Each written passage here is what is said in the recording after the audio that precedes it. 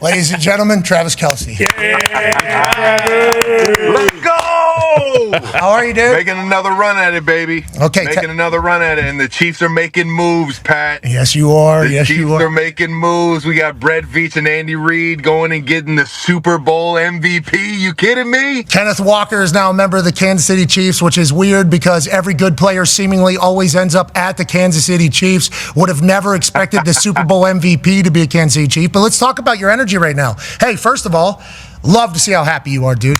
Love to see how happy you are. Not only when we talk to you, but new heights and everything else. You're clearly enjoying the hell out of your life. We are happy for you. Tell me about this energy you have for coming back to football, though. When did you ever think about stopping this year? Feels like it wasn't a real convo this year, maybe as opposed to some years past.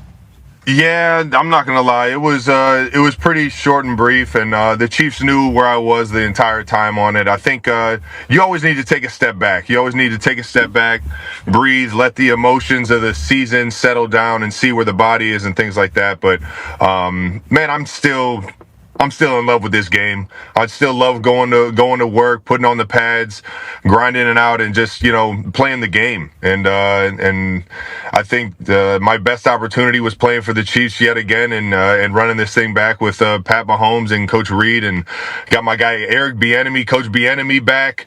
There's a lot of pieces in Kansas City that I absolutely love, and I can't wait to get back in the building with them. I'm pumped to hear that as a football fan. The entire football world is excited to watch you continue to play football in this historic career that you're having. I think whenever you're on New Heights talking about Bieniemy with your brother, you said, I can't wait to see him back in the building. And I don't know if you saw our response immediately afterwards, but it was like, well, what's he doing? Is he stalking the building? Why he? Yeah, the thing is, once I started dating Taylor, I started understanding what Easter eggs were. You start kind of just placing those things all over the planet, and everybody starts to catch on. Yeah, that was a slip up. I didn't even realize I said that. Okay, good. It was a good Easter egg though, if you were doing that. And let's talk about. Can we talk about Taylor for a second? Of course, always. I never want to do that strictly because I want you to know that we respect the shit out of what you've done for football. We also appreciate the fact how you're representing football to the world, to a lot of people. So we love you for that. Never want to take advantage of the relationship you're in. But every time I talk about you guys, I think you've heard me say this, like two greats together is good for society.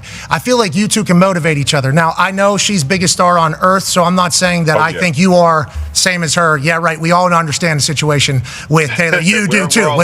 Yeah, exactly. You do as well, which is why I think you were the perfect person for her. But you watching her do her thing and continue to move and work, is that certainly helped you think through this process of like, do I still want to go? I'm getting older, body doing that. Do you think that is kind of weighed in? Without a doubt. Yeah. Without a doubt.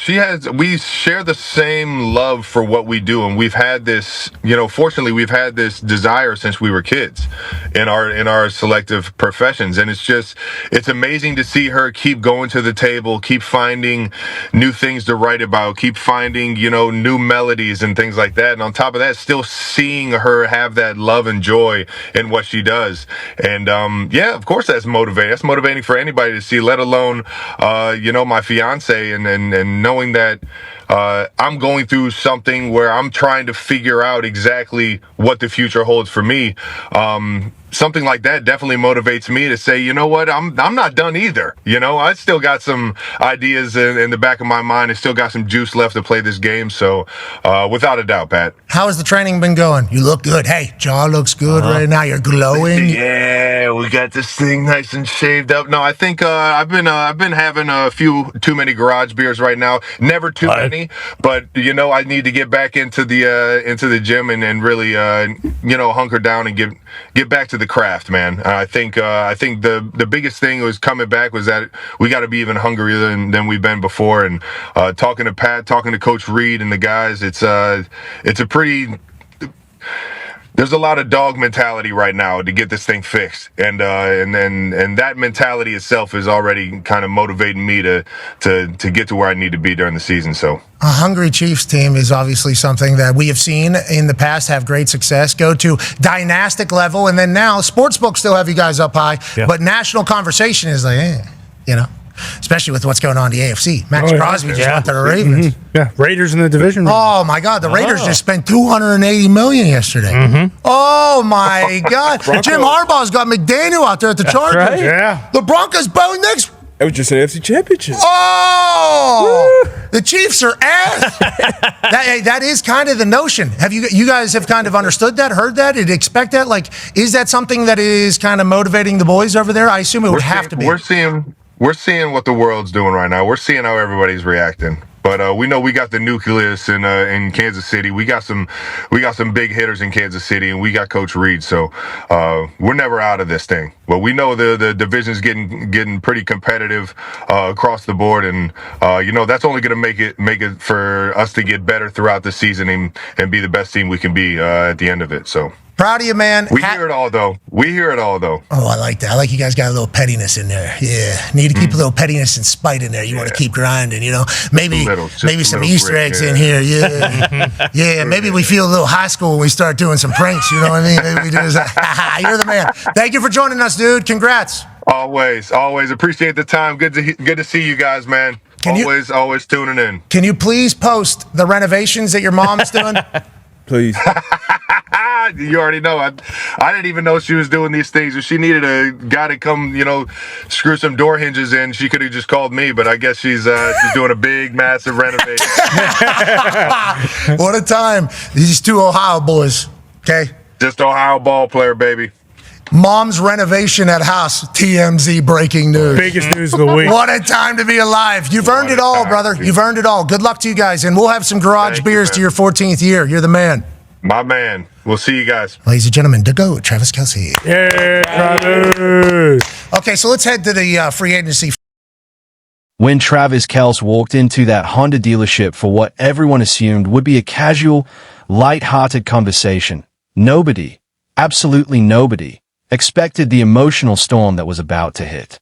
Pat McAfee himself, a man known for his loud energy and unfiltered confidence, ended up sitting there frozen as Travis unexpectedly shifted the entire atmosphere. Because when Kelce began talking about Taylor Swift, it didn't sound like celebrity gossip or media fluff. It sounded like the deepest truth behind his decision to return for another season. A truth so raw that the entire crew felt the weight of it instantly. For months, the football world insisted that Kelce was nearing the end. Rumors flew in from every direction. His aging, his getting married, his ready to relax, his accomplished enough. But then he delivered one of his most impressive seasons yet, putting up 76 catches, 851 yards, and proving that 36 is just a number. Still, people doubted him. Still, analysts said he'd choose retirement. And then, in the middle of that dealership, he revealed why he's not done yet. Pat asked about his future, expecting football talk. But Kelce surprised everyone by speaking from the heart about Taylor. The way he talked, steady voice, soft eyes, genuine emotion, made it clear that this wasn't a distraction. This was fuel.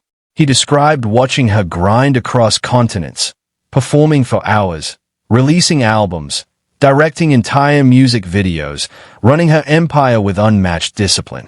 Instead of exhausting him, her passion lit a fire inside him. Pat McAfee, for once, had no words. He simply stayed before letting out the line that now dominates social media. Brother, that woman makes you better. And for the first time, Travis didn't joke it off. He nodded, because it was the truth. Then came the shocker. Travis Kelce quietly turned down more lucrative offers, massive ones, from other NFL teams. Teams ready to make him the highest paid tight end in the league. He didn't even hesitate. He chose Kansas City. He chose Mahomes. He chose the stadium where Taylor Swift cheers for him with every ounce of her heart. And the moment his decision became public, the NFL blew up. The league posted a celebratory clip. Mahomes fired celebratory emojis. Fans screamed, "Is not done yet," like a war chant. Swifties filled comment sections with her lyrics. The world wasn't just reacting to a contract, it was reacting to a cultural moment. Back in the dealership, Pat couldn't stop smiling. He said watching two icons push each other forward doesn't just inspire sports fans, it energizes the entire world. Because while Travis pushes toward another Super Bowl, Taylor pushes toward another era of global domination. And together they create a force that genuinely feels unstoppable. And as Travis stood up to leave, there was something different about him. Something sharper. Something brighter. He didn't look like a man extending his career. He looked like a man entering the most motivated, most focused, most powerful chapter of his life. A chapter driven not just by football, but by love, support, and the kind of partnership that pushes champions beyond their limits.